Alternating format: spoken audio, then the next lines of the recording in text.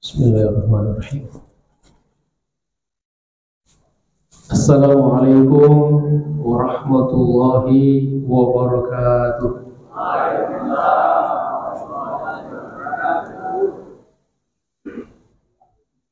Alhamdulillahirabbil alamin.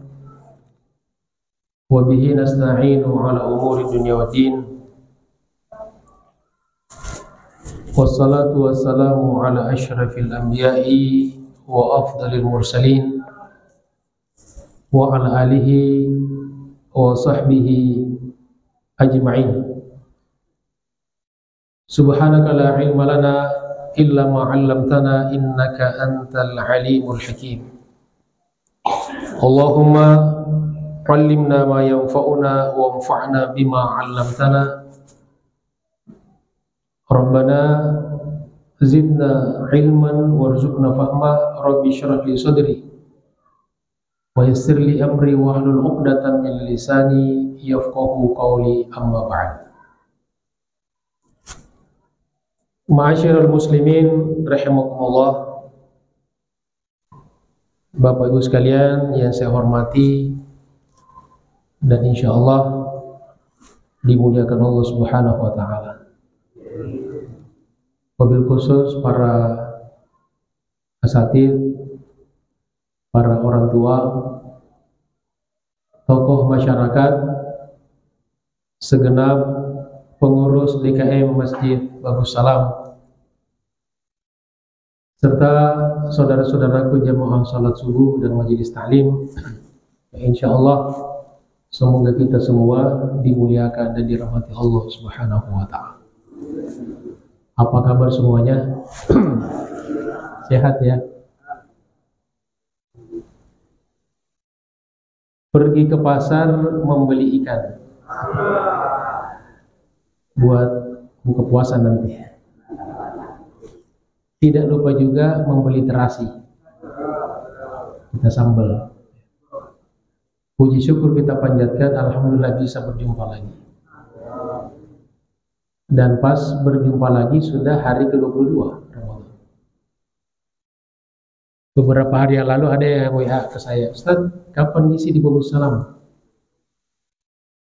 Saya bilang, insya Allah ya, ajak pengurus, karena yang jadwal itu pengurus.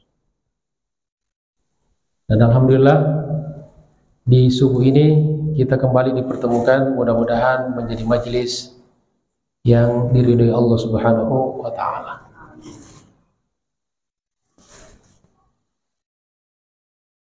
Seperti biasa, kita lanjutkan saja kajian kita, walaupun ini bukan di jadwal biasanya ya. Biasanya Ahad, subuh Ahad ya. Ya. Tapi entah kenapa diganti ke Sabtu ya untuk bulan ini ya, spesial Ramadan. Masih pengkajian kitab Riyadhus Shalihin. Sekarang kita bahas satu bab, yaitu bab Fadli Qiyami Lailatul Qadri wa Bayani Arja Layaliha. Udah paham semua artinya kan? Awah kan? Jadi bab Fadlu,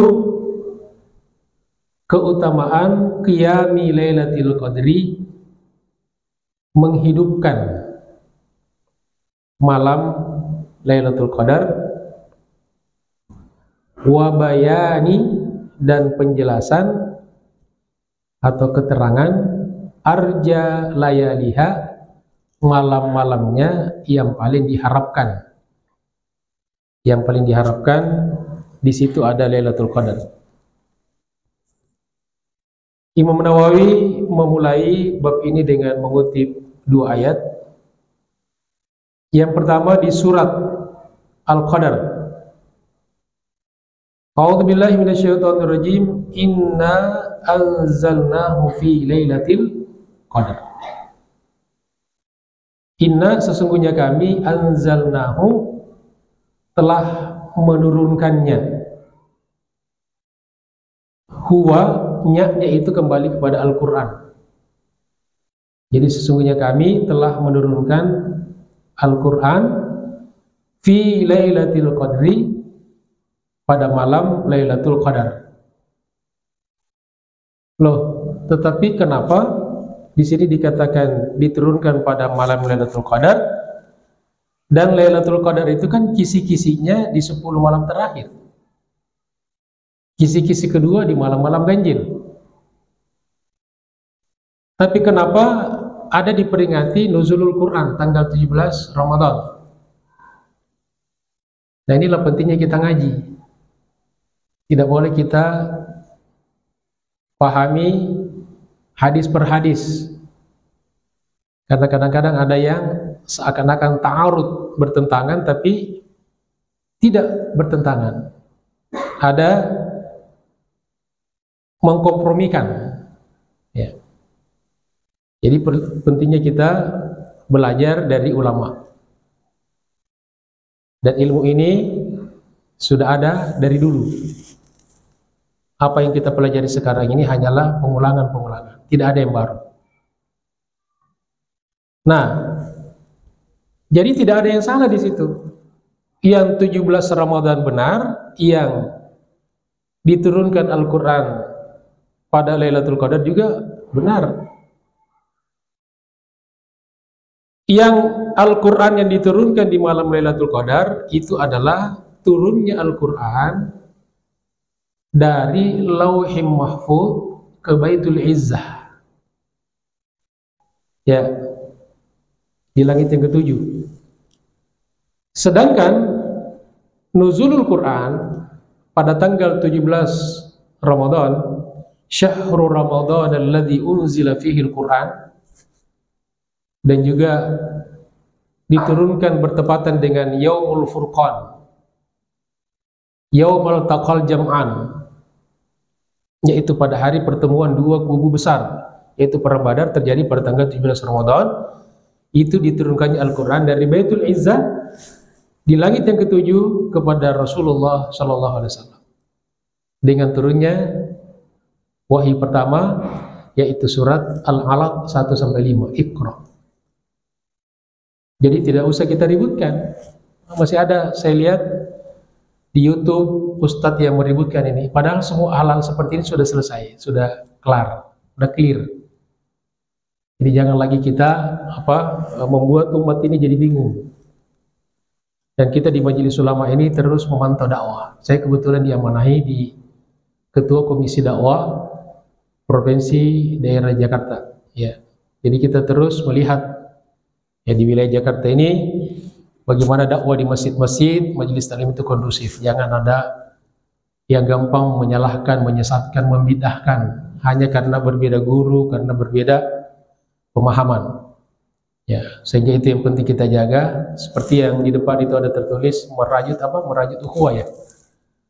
Nah, merajut ukhuwah itu harus dengan tindakan, ya. Jadi kita jangan mari kita tetap menjaga ukhuwah kita seperti seruan dari Babu Salam itu. Bagus, ya, kompletnya itu. Nah, cuma saya usulkan di jamaah di masjid-masjid, tolong kalau misalnya mau cantumin foto ustadz atau ustadzah, nama juga, itu bagusnya dikonfirmasi ke beliau-beliau. Ini namanya betul enggak? Mungkin ada gelarnya, namanya. Itu adab-adab kita kepada guru. Foto juga, ya, kadang-kadang fotonya tidak bagus. Mungkin ada fotonya dia lebih bagus gitu. Jadi kadang-kadang ini pengurus karena nggak mau capek, nggak mau repot, main ngedit aja ngambil di. Ya, kita usahalah, ya. Itu usulan saja, ya. Tapi kalau Babu Salam insya Allah dikonfirmasi. Kecuali mungkin foto saya, ya. Tapi mungkin panitia sudah percaya sama saya, ya. Jamaah sekalian, kemudian ayat yang kedua, yaitu di surat Ad-Dukhan ayat 3. A'udzubillahi minasyaitonirrajim. Inna anzalnahu fi lailatin mubarakah. Sesungguhnya kami turunkan Al-Quran di malam yang penuh berkah.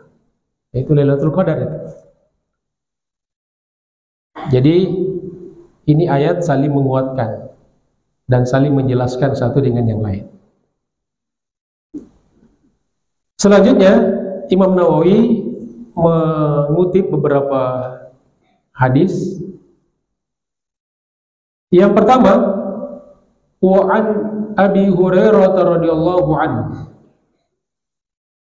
anin Nabi sallallahu alaihi wasallam qala, dari Nabi sallallahu alaihi wasallam beliau bersabda, man qama lailatul qadri, barang siapa yang menghidupkan malam Lailatul Qadar. Jadi di sini ada penjelasan qama Lailatul Qadri ay ahyaha bil ibadah. Dia hidupkan malam itu dengan ibadah. Jadi bukan sekedar menghidupkan malam, karena ada juga orang menghidupkan malam tapi ya nonton gitu kan. Itu juga menghidupkan kan? Maksudnya begadang. Jadi betul kata Roma Irama, ya begadang itu tidak ada, selama ada manfaatnya kan, boleh kan? Ya, artinya begadang untuk menghidupkan malam Lailatul Qadar, tapi dihidupkan dengan ibadah. Imanan wahtisaban mukinan bisawabiha, dengan keyakinan akan mendapatkan pahala. Wa mukhlisan fi qiyamiha, dan dia ikhlas di dalam menghidupkan malam-malam itu, bukan karena terpaksa, bukan karena hanya ikut-ikutan. Mumpun ramai ya, kita juga ramaikan gitu. Jadi harus secara pribadi kita selalu menanamkan keikhlasan semata-mata ya mencari ridho Allah Subhanahu wa taala. Maka barang siapa yang menghidupkan malam Lailatul Qadar karena mengharapkan pahala dari Allah dan ikhlas semata-mata karena Allah, ghufira lahu ma taqaddama min dhanbihi, maka diampuni dosa-dosanya yang telah lampau. Muttafaqun alaihi. Hadis ini disepakati kesahihannya antara Al-Bukhari nomor 1901 wa Muslim nomor 760. Afadal hadis, pelajaran dari hadis yang pertama, fadlu Lailatul Qadar, keutamaan Lailatul Qadar. Lebih baik daripada 1000 bulan. Sama dengan 84 tahun, melampaui usia rata-rata kita. Umat Nabi, kata Nabi, kisi-kisi umur kita itu antara 60 sampai 70 tahun, itu yang reguler ya. Regulernya seperti itu. Ada yang di sini ada yang 80 ya. Masih banyak alhamdulillah. Di tempat lain sudah nggak ada. Iya. Di sini masih awet ya, alhamdulillah. Salam nih. Sekarang dulu Pak yang kena stroke itu yang umur 60. Sekarang 30 tahun ada yang stroke. Dulu yang diabetes itu yang umur 60, 50 ke atas gitu. Sekarang ada anak 25 tahun kena diabetes. Makan tidak terkontrol, main gadget, tidur tidak pernah bergerak. Nah, kemudian pagi tidur pagi, apalagi bulan Ramadan ini cepat sekali menaikkan gula. Makanya kenapa Nabi melarang kita tidur pagi? Ternyata tidak sehat. Ya, dan Nabi mendoakan umatnya yang bangunnya pagi-pagi. Allahumma barik li ummati fi bukuriha. Ya Allah, berkahi umatku bagi yang bangunnya pagi-pagi. Artinya bangun jangan tidur lagi. Ngambil sunnahnya bangunnya doang, setelah itu tidur lagi, artinya dihidupkan pagi-paginya. Jadi kalau mau tidur itu yang sehat menjelang zuhur atau ba'da zuhur, namanya qailulah. Tapi bulan Ramadan ini qailulahnya itu, qailulah itu dari qalil, sedikit, ya paling banyak 1 jam. Ini qailulahnya dari ba'da zuhur sampai asar, ba'da asar sampai maghrib. Ini bukan kailula lagi, kaitsura namanya. Kebanyakan.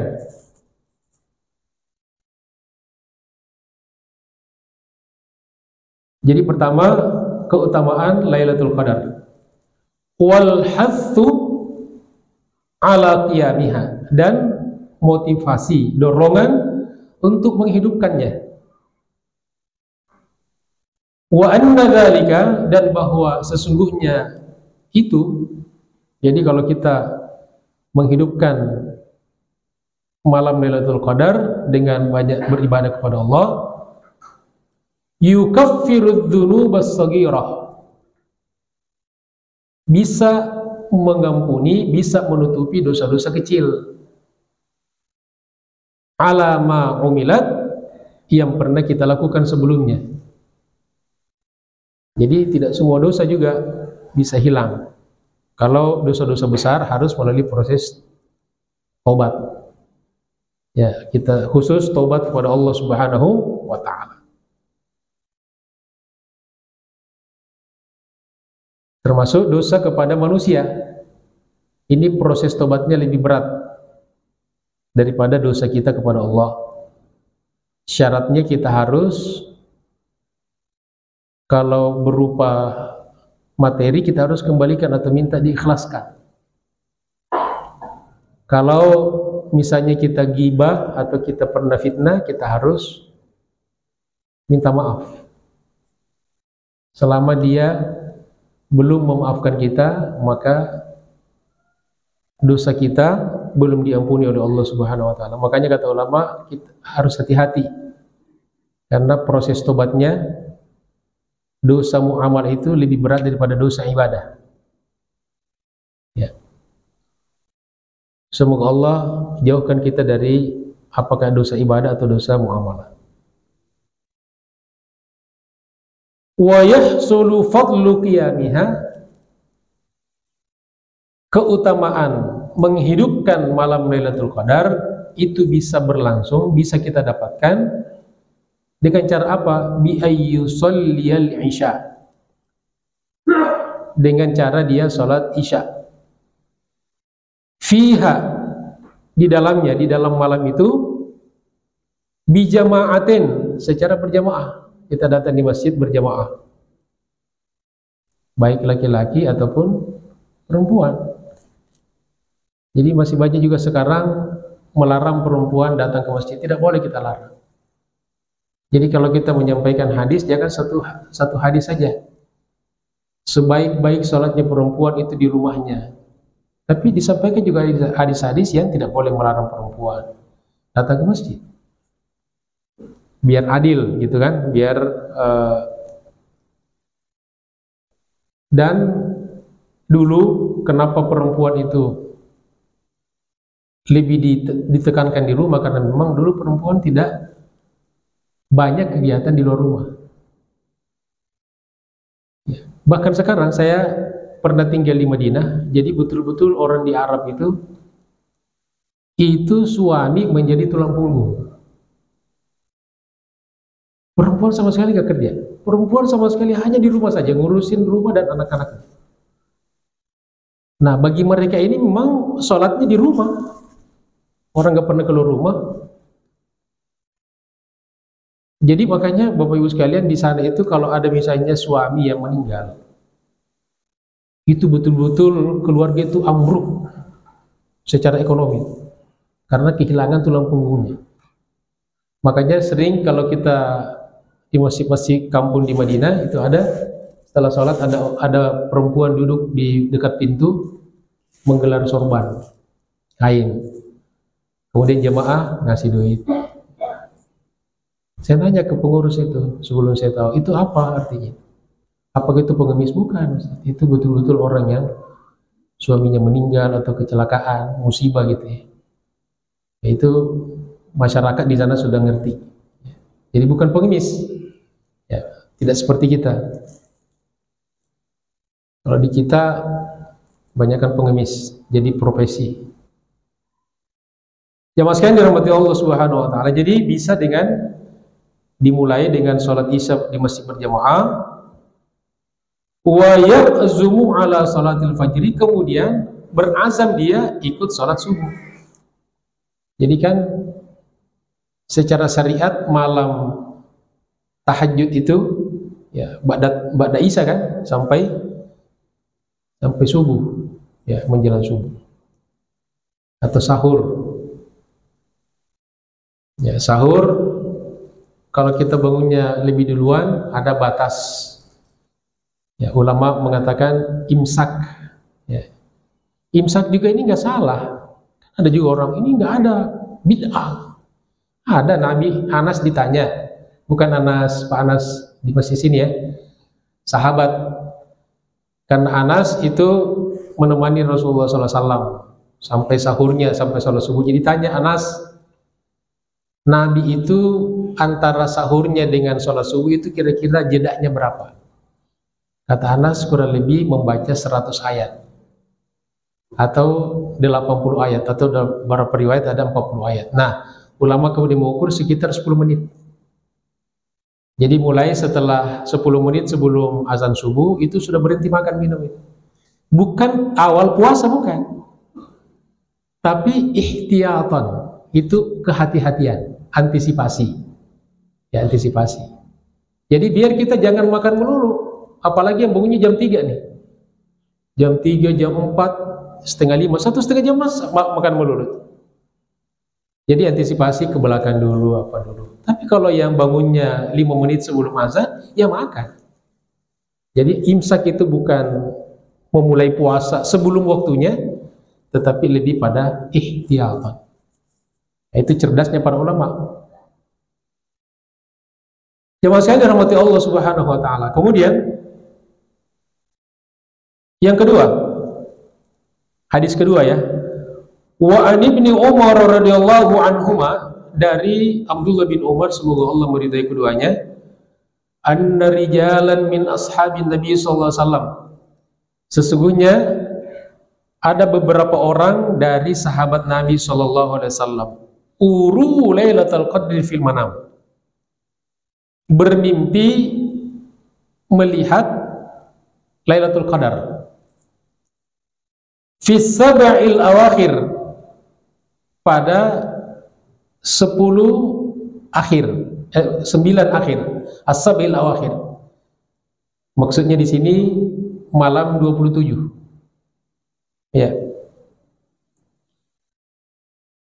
Jadi ada beberapa sahabat yang bermimpi bahwa Lailatul Qadar itu pada malam ke-27. Faqala Rasulullah sallallahu alaihi wasallam, maka bersabda Rasulullah sallallahu alaihi wasallam, ara ru'yakum qad tawata'at fis sab'il awakhir. Ya, Nabi tidak mengatakan pada sahabatnya, kalian ngawur, masa mimpi itu kan dipercaya. Apa kata Nabi?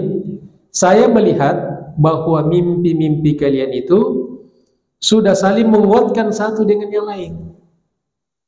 Jadi bukan satu orang bermimpi, banyak sahabat bermimpi itu. Maka kata Nabi, saling menguatkan bahwa Lailatul Qadar itu pada malam ke-27. Faman kana mutaharriha, maka barang siapa yang bersungguh-sungguh ingin mendapatkannya. Barang siapa yang bersungguh-sungguh ingin mendapatkannya, falyataharraha fis sab'il awakhir, maka hendaklah dia bersungguh-sungguh menggapainya pada malam 27. Jadi malam 7 di 10 terakhir, artinya malam berapa? 27 kan? Muttafaqun alaihi, hadis disepakati antara Bukhari Muslim. Bukhari nomor 2015 dan Muslim nomor 1165. Makanya Bapak-Ibu sekalian, di dua masjid, Masjidil Haram, Masjid Nabawi, di sana ada ya sekarang itu yang lebih di apa namanya, dianggap inilah malam Lailatul Qadar. Jadi orang-orang Arab itu punya kebiasaan meyakini bahwa Lailatul Qadar itu selalu malam 27. Jadi kalau malam 27 Ramadan itulah malam yang paling ramai. Jadi kalau kita mau lihat ini orang-orang Arab keluar rumah, jangan waktu haji. Waktu haji malah orang Arab ngalah. Tapi di malam akhir Ramadan, malam 27, datang semua tuh, tua, muda, laki, perempuan. Ya, karena yang diajarkan oleh guru-guru mereka itu bahwa Lailatul Qadar itu malamnya jatuh pada 27. Dan itu tidak salah kan, ada landasannya, ada syariatnya gitu. Mengenai persoalan pemahaman ya silakan. Yang penting ada dasar syariatnya. Kemudian yang jelas kisi-kisi utamanya Lailatul Qadar itu pada 10 malam terakhir. Jadi artinya tidak mungkin di 10 pertengahan atau 10 awal, pasti 10 malam terakhir. Kisi-kisi kedua, dia di malam-malam ganjil. Makanya ada sebagian orang rajin kalau ganjil, malas kalau genap. Jadi kayak pakai sistem ganjil genap. Jadi ibadahnya ini ganjil genap. Yang kita khawatirkan, yang kita anggap ganjil ternyata genap. Atau sebaliknya. Makanya jangan main ganjil genap. Mau ganjil, mau genap, yang penting di malam 10 ini kita sungguh-sungguh. Insya Allah pasti dapat. Amin ya rabbal alamin. Berikutnya, wa an Aisyah radhiyallahu anha qalat, kana Rasulullah sallallahu alaihi wasallam, adalah Rasulullah sallallahu alaihi wasallam yujawiru fil ashril awakhir min Ramadan. Beliau senantiasa yujawiru. Yujawiru itu ya'takifu, i'tikaf di masjid di 10 hari terakhir. Wa yaqulu, dan beliau berkata, bersabda, taharrau lailatul qadri, ya sungguh-sungguhlah menggapai Lailatul Qadar fil ashril awakhir pada 10 malam terakhir min Ramadan, dari bulan Ramadan. Muttafaqun alaihi, Al-Bukhari nomor 2020 dan Muslim nomor 1169. Wa anha, juga dari Aisyah radhiyallahu anha, anna Rasulullah sallallahu alaihi wasallam qala, sesungguhnya Rasulullah sallallahu alaihi wasallam bersabda, taharrau lailatul qadri fil witri minal ashril awakhir min Ramadan. Bersungguh-sungguhlah mencari menggapai Lailatul Qadar fil witri pada malam ganjil. Witir ya, witir artinya ganjil. Minal ashril awakhir, dari 10 malam terakhir min Ramadan, dari bulan Ramadan. Rawal Bukhari nomor 2017. Nah, dari beberapa 3 hadis yang tadi, afadal hadis. Pelajaran dari hadis pertama, anna lailatul qadri takunu fil ashril awakhir min Ramadan. Bahwa Lailatul Qadar itu terjadi pada 10 malam terakhir, seperti yang kita katakan tadi ya. Warrajih, dan pendapat yang paling kuat menurut versi ulama ini yang mensyarah. Jadi karena bisa rajib pada sebagian ulama, tidak rajib bagi sebagian yang lain. Dan itu biasa dalam tradisi keulamaan. Kan ada orang, ini yang pendapat paling kuat menurut gurumu. Ya, ulama lain belum tentu paling kuat. Jadi relatif. Itu pemahaman. Warrajih, pendapat yang paling kuat, annaha fil layalil mufridati min. Yang paling kuat, dan ini yang disepakati, hampir disepakati ulama, bahwa dia terjadi pada malam-malam ganjil. Wakhtara ba'dul ulama, kemudian sebagian ulama memilih pendapat bintiqaliha bainal layali fihi jam'an bainal hadis. Jadi setelah mengumpulkan, jadi ulama kita dulu kalau membahas satu masalah, semua hadis, semua riwayat tentang persoalan itu dikumpulkan, semua dicari, kemudian dipahami secara kolektif. Nah, jadi setelah dikumpulkan semua hadis-hadis yang berkenaan dengan Lailatul Qadar, maka sebagian ulama berpendapat bahwa kejadian Lailatul Qadar itu bintiqaliha bainal layali, bisa berpindah-pindah, bisa berganti-ganti. Jadi mungkin tahun ini malam 21, tahun depan malam 23, tahun berikutnya malam 25, tahun berikutnya malam 27, tahun berikutnya lagi 29. Atau tahun ini 21, tahun depan 29, tahun berikutnya kembali lagi 21, dan begitu maksudnya binti qaliha, berpindah-pindah.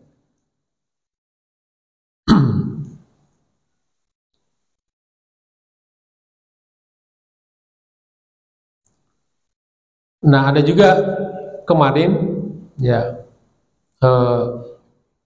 kemarin malam 21 itu bertepatan dengan Jumat. Ada sebagian ulama mengatakan kalau Jumat di 10 malam terakhir itu bertepatan dengan malam ganjil, maka besar kemungkinan itu terjadi Lailatul Qadar. Apa yang Bapak Ibu rasakan kemarin malam? Ya, lapar.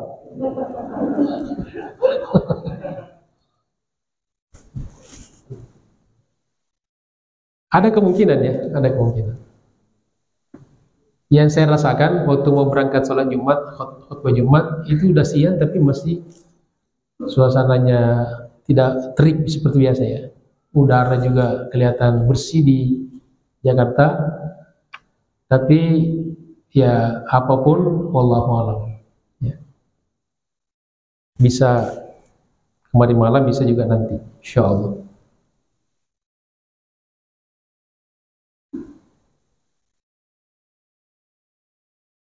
Yang kedua, al-hathu 'alal i'tikafi, motivasi untuk beriktikaf.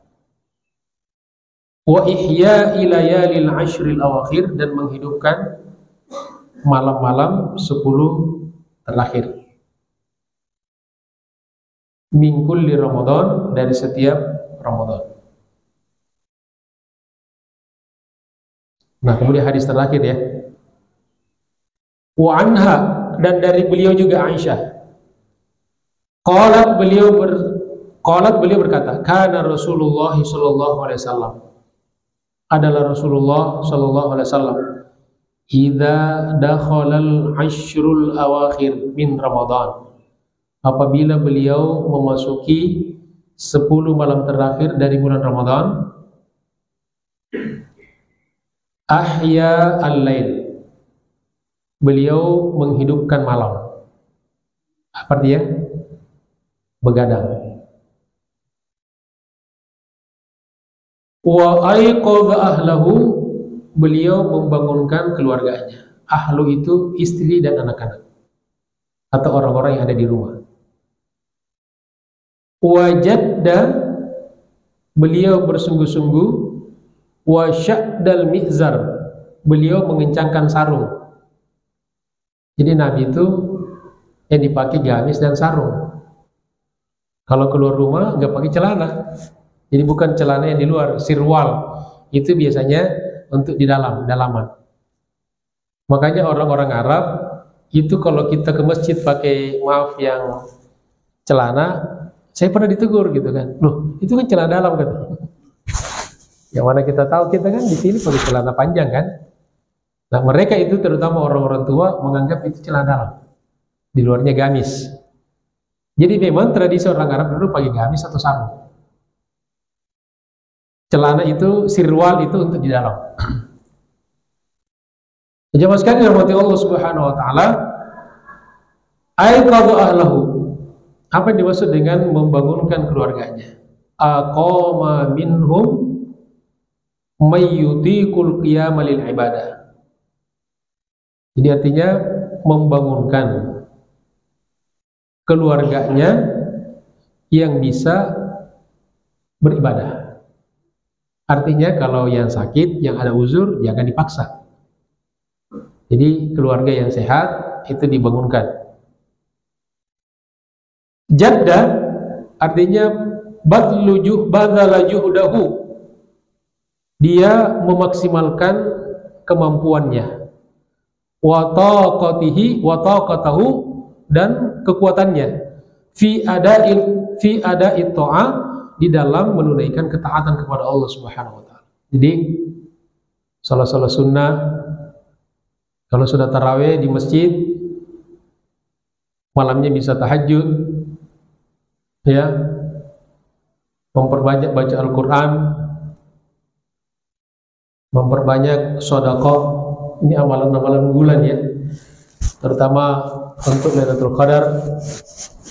Jadi kalau kita sholat tahajud minimal 2 rakaat, maka sama dengan kita sholat selama 84 tahun. Masya Allah. Kalau kita membaca Al-Quran, maka seakan-akan atau sama dengan kita membaca Al-Quran selama 84 tahun.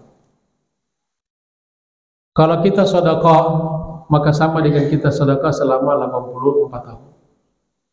Makanya pentingnya di 10 malam terakhir ini kita perbanyak amal-amal yang terbaik. Apa yang bisa kita lakukan? Jadi memperbanyak zikir, doa, salawat, baca Al-Quran, termasuk kata ulama, sering-sering membaca surat Al-Ikhlas. Minimal 1 malam itu 3 kali. Kenapa? Karena kata Nabi, surat Al-Ikhlas itu Qul huwallahu ahad ta'dilu thulutsal Qur'an. Setara dengan sepertiga Al-Quran. Jadi antisipasi ada orang-orang yang tidak sanggup mengkhatam Al-Quran, maka orang yang membaca Al-Ikhlas 3 kali sama dengan mengkhatam 1 kali. Cuma tetap usaha, ya, jangan ngandalin Al-Ikhlas. Ya. Makanya udah pernah kita bahas ya, Al-Ikhlasnya luar biasa, karena inti tauhid itu ada di surah Al-Ikhlas. Semua persoalan akidah tauhid itu di Al-Ikhlas. Makanya senilai setara dengan sepertiga Al-Quran. Makanya ada sahabat imam di Kuba. Jadi bukan sahabat biasa nih. Jadi imam di Kuba, di Masjid Kuba di Madinah, itu dia kebiasaan kalau dia jadi imam, setelah dia baca Al-Fatihah, waladhdallin, kan baca surat kan? Ayat atau surat.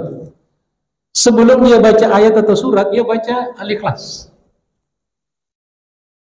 Lalu sahabat resah. Sahabat bertanya-tanya, ini ajaran dari Nabi, nggak pernah ngajarin. Ya selama yang kita tahu, kata mereka, Nabi nggak pernah ngajarin, Nabi nggak pernah contohin kan?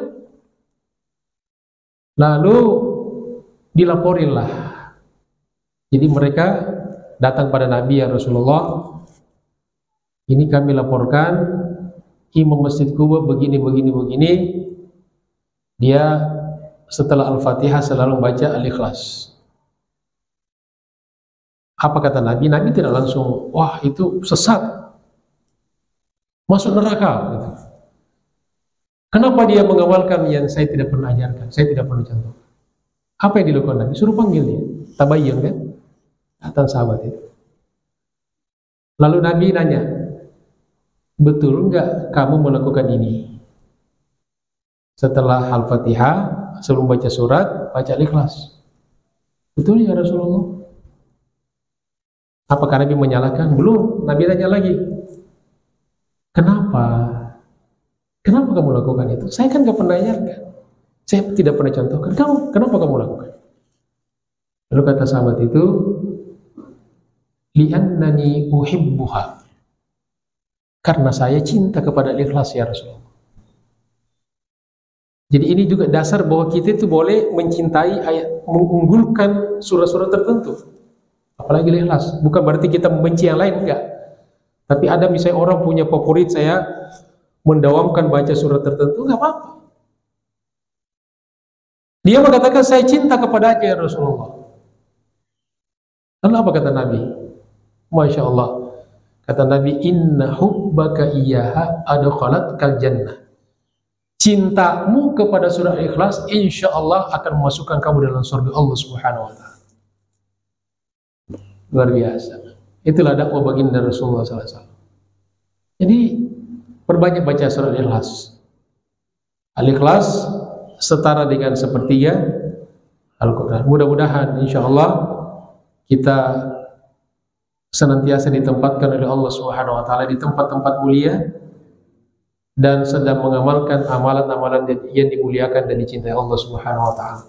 Makanya kata ulama, salah satu doa Lailatul Qadar selain Allahumma ballighna Lailatul Qadar waktubna mimman syahida Lailatul Qadar, ya Allah pertemukan kami dengan Lailatul Qadar dan tetapkan kami termasuk orang-orang yang mendapatkan kemuliaan dan keagungan Lailatul Qadar. Pertama. Ada lagi satu doa lagi. Rabbi anzilni munzalam mubarakan wa anta khairul munzilin. Rabbi Tuhanku, anzilni tempatkanlah aku munzalam mubarakan di tempat yang penuh berkah. Wa anta khairul munzilin, engkaulah yang maha memberikan tempat. Ini ada di surat Al-Mu'minun ayat 29.